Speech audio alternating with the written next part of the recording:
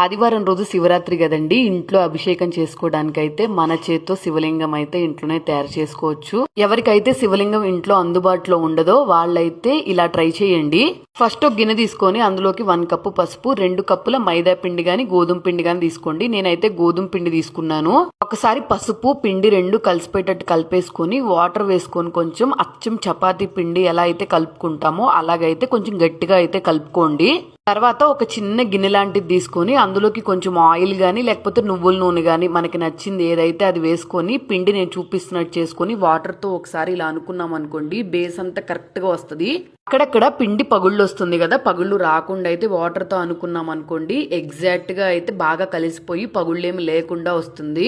తర్వాత ఒక ప్రమిద తీసుకొని అందులో కొంచెం పసుపు వేసుకొని నేను చూపిస్తున్నట్టు మళ్ళీ పిండి పెట్టుకొని ప్రమిద షేప్ అయితే వచ్చేటట్టు చూసుకొని మళ్ళీ వాటర్ తో పగుళ్ళేమి లేకుండా నీట్ గా చేసుకున్నాం అనుకోండి నేను చూపిస్తున్నట్టు అయితే వస్తుంది. మధ్యలో రెండింటిని కలపడానికి అయితే సన్నగా చేసి పిండిని అయితే పెట్టి వాటర్ తో కలిపేసి అయితే కవర్ చేసేసాను.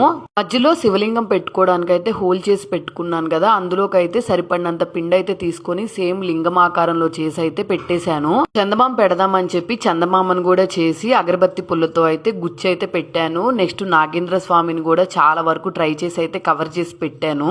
నాగేంద్ర స్వామి అయితే అటు ఇటు పడిపోతున్నారని చెప్పి అగరబత్తితో మళ్ళీ పుల్లలు గుచ్చి అయితే కొంచెం జాగ్రత్తగా పెట్టాను. లాస్ట్ అయితే విభూది కుంకుమ పెట్టాను. చాలా బాగా వచ్చింది కదా.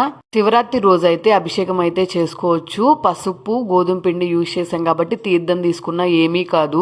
పూజ అంతా పూర్తయిపోయిన తర్వాత దీన్ని తీసుకొని వెళ్ళి వాటర్ లో వేసేసాం అనుకోండి మొత్తం కలిసిపోతుంది కదా. ఆ వాటర్ చెట్లకైనా వేసేయొచ్చు, లేకపోతే దగ్గరలో ఏదైనా నది గాని కాలువ గాని ఉంటే అక్కడ